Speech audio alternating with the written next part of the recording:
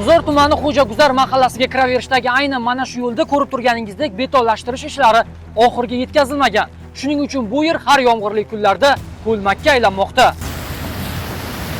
Ahvol shu, hokimlikka ham hamma joyga murojaat qilganmiz. 2023-yil mana shu tugagan qolgan yo'limiz har mana shu yog'ingarchilik mavsumida har doim suv mamda yomg'irchilikka umuman o'tib bo'lmaydi. Mashinalar ham o'ta olmaydi. Mana yosh bolalarimiz bu maktabga bora olmaydi. Shuning orqasidan hamma joy ko'llab ketadi. O'tishda iloji yo'q. Mana yo'llarimiz ko'rib turibsiz. Hamma joy o'yilib bitta bo'lyapti. Bu yerdagi piyodalar yo'lakchasi aynan mana shu shaklda o'pirilib ketmoqda. Bundan tashqari ko'lmak suvlari aynan mana shu yerga to'planar ekan. Yosh bolalar bor, bag'da serqatnov maktab bor. Mani hech kim tinglamaydi. Necha kundan beri mana shu holat. Mani qarang, piyodalar yo'laklari mana shunday holatga kelib qolgan. Necha bor murojaat qildik, obodon boshliqlarigacha murojaat qildik.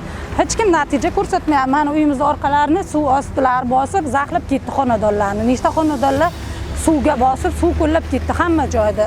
Bizaga shu yo'nalishda latoklar qilib, chiroyli qilib bersin. Mana yo'llarimiz rasvo bu asfalt yo'llarimiz yarmigacha kelib tugab bo'lgan yo'limiz. Mahallaga kiraverishdagi yo'l yoqasida ko'rib turganingizdek davlat muhofazasiga olingan ushbu yodgorlik ham bor ekan, lekin bu yodgorlikka yomg'ir suvlari zarar yetkazmasligiga kim kafolat beradi? Mana uylarimiz orqasi zaxlab ketgan. Mana ko'l iskorilar keladi, uyimizga kira olmaydi. Hudud mahalla raisi ushbu muammo yuzasidan rasmiy izoh berdi.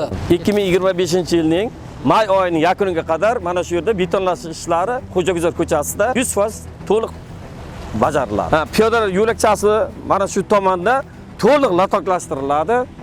Mana bu suv toshqini bo'lgan sababli tuman hokimligini o'zlari nazorat ostida mana obodonlashtirish, MCS keldi. Mana bu turba almashtirilib, 800 diametrli turba qo'yildi. Mana suv ketyapti. Doimgidek biz bu muammoni o'z nazoratimizga olamiz va masala ijobiy hal etilmaguncha mavzuga takror va takror qaytaveramiz. Dilshod Nabiyev, Sardor Yo'ldoshev, Qashqadaryoda shunaqa gaplar.